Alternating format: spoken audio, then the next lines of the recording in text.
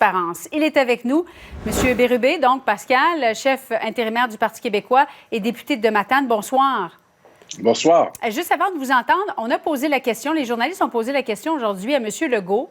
Votre requête du Parti québécois, on va écouter d'abord sa réponse. Moi, je pense qu'il y a une utilité qu'on soit les deux en même temps ici, parce que certaines de vos questions, vous le voyez depuis le début, c'est plus à moi d'y répondre. Mais il y a d'autres questions qui sont très techniques. Là, moi, je ne suis pas un médecin, je ne suis pas un spécialiste de la santé publique. Donc, il y a des questions que vous posez. Je pense que pour vous autres aussi, c'est plus efficace d'avoir les deux en même temps. Donc, un, c'est bien, mais à deux, c'est mieux. Qu'est-ce que vous pensez de sa réponse? Bien, je ne doute pas de l'utilité en ce qui a trait à la communication politique de la présence du directeur de la santé publique pour le premier ministre. Mais l'enjeu n'est pas là. C'est éviter la confusion des gens. Écoutez, le Québec est une des sociétés les plus touchées en Amérique par le coronavirus, mais en même temps, une des plus empressées à recommencer un semblant de vie normale, en ouvrant les commerces, en ouvrant les écoles, en retirant les contrôles routiers. Alors, il faut bien distinguer ce qui relève de la santé publique et ce qui relève du politique, et parfois de l'empressement du politique. Le problème, c'est qu'on n'est pas capable d'en juger parce qu'il se fait des discussions, il se fait des arbitrages, il y a un certain nombre de consignes de la santé publique qui peuvent être suivies ou pas, mais nous ne le savons pas. Alors, pour clarifier les choses, pour être capable de mesurer ou de juger de l'action d'un gouvernement, il faut vraiment savoir qu'est-ce qui relève du politique. Et en toutes circonstances, on entend souvent, c'est la santé publique qui a décidé. Oui. Or, il se trouve dans notre système politique que c'est toujours le gouvernement qui décide. Il n'a pas abdiqué ses pouvoirs à la santé publique. Alors, c'est là qu'il me semble que s'il y a des réserves importantes de la part de la santé publique, elle devrait pouvoir s'exprimer face au public également, parce que le directeur de la santé publique, il est redevable envers tout le monde, pas seulement à l'égard du premier ministre. C'est-à-dire que la santé publique fait des recommandations et c'est au premier ministre de trancher, c'est ce que vous me dites. Absolument. Mais avez-vous des exemples où vous avez l'impression que Dr Arruda et la santé publique ont fait telle ou telle recommandation qui n'a pas été suivie par le premier ministre François Legault, ou M. Legault a décidé de prendre telle ou telle décision et la santé publique s'y est opposée?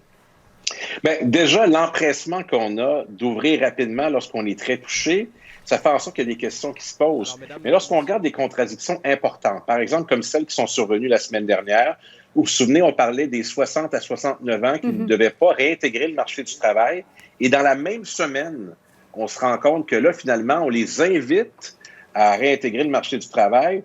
On peut légitimement se poser la question si la première utilité n'est pas celle de combler des postes. D'ailleurs, je ne suis pas le seul à l'avoir évoqué. C'est un exemple où comment la proposition ou la suggestion de la santé publique avait pu changer aussi rapidement en quelques jours. Alors, il me semble que pour tout le monde, ça serait souhaitable qu'on puisse avoir une pleine liberté de la santé publique. C'est tellement important dans les circonstances. Et ça fait plusieurs fois qu'on se pose la question si, je dirais, la crédibilité de l'institution ne sert pas parfois à faire en sorte de légitimer un certain nombre d'actions qui relèvent du politique, qui relèvent d'une volonté de repartir rapidement. Alors, c'est ce qu'il faut clarifier avant toute chose. Vous savez, on recommence le parlementarisme d'une certaine façon cette semaine, mercredi, à l'Assemblée nationale. Tout le reste va découler de ça. Avec les éléments qui sont à la disposition du gouvernement, comment il prend ses décisions? Et moi, comme régulateur de l'action gouvernementale, comme député de l'opposition, j'ai besoin de savoir sur quoi se basent les décisions du gouvernement. Et vous comprendrez que ni vous ni moi n'avons accès aux échanges qui ont lieu, des échanges en haut lieu qui engagent notre santé publique, qui engagent nos libertés individuelles et qui engagent également d'importants fonds de l'État. Mais je serais curieux de vous entendre sur cet appel du premier ministre aujourd'hui, M. Bérubé, à l'unité des Québécois entre les différentes régions, parce que je sais que le Bas-Saint-Laurent, bon, vous êtes à Matane, là, c'est vraiment la porte de la Gaspésie, mais le Bas-Saint-Laurent est en train de se passer une pétition là, pour empêcher les Montréalais de venir faire leur tour dans le Bas-Saint-Laurent. Est-ce que vous êtes pour ça? Je vous dirais que l'essentiel des craintes qu'on vit dans ma région ou ailleurs est largement attribuable à une perception que la situation est hors de contrôle à Montréal. Et si on peut avoir cette assurance qu'on a les choses bien en main à Montréal, je pense que les craintes diminueraient considérablement et on n'aurait pas d'initiative aussi forte que ces pétitions qui ont recueilli des dizaines de milliers de noms au Bas-Saint-Laurent, sur la Côte-Nord et ailleurs au Québec. Alors, il y a des craintes légitimes. Les gens, en toutes circonstances, on aime accueillir les touristes, on aime accueillir les gens d'ailleurs, c'est évident. Et c'est pas eux qu'on craint. Ce qu'on craint, c'est la maladie. Alors, si oui, mais là, on traite bien Montréal... On est des transmetteurs quand même. Alors, un ne va pas sans l'autre. Mais croyez-vous, M. Bérubé, qu'on devrait empêcher les Montréalais de se déplacer à l'extérieur de la ville de Montréal ou de la grande région de Montréal? Bien, je crois, la première des choses, je crois qu'on ne devrait pas fixer de date d'avance pour le déconfinement de Montréal. Ça serait assez hasardeux, surtout avec les chiffres qu'on a obtenus de l'Institut de la santé publique vendredi dernier. Je sais que c'est triste pour les Montréalais quant à leur liberté, mais la situation est extrêmement sérieuse. Vous savez, au début, on disait que c'était seulement les CHSLD. Maintenant, c'est les hôpitaux, c'est le personnel des centres hospitaliers, des centres de soins de longue durée. Puis c'est aussi des quartiers qui sont à risque, qui sont vulnérables. Et ça m'attriste beaucoup.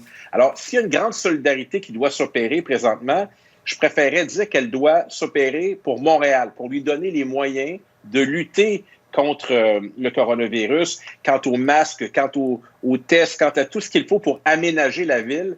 Moi, l'appel de la mairesse Valérie Plante, je l'ai bien entendu et je suis, moi, un député d'une région qui est totalement solidaire de Montréal et qui fera cet appel au gouvernement du Québec pour qu'elle obtienne les moyens nécessaires pour faire cette lutte. Et je pense que c'est comme ça que la solidarité devrait d'abord s'exercer, en demandant à notre gouvernement de donner beaucoup de moyens à Montréal pour qu'elle puisse faire une lutte efficace. Pascal Bérubé, chef intérimaire du Parti québécois, député de Matane, merci beaucoup.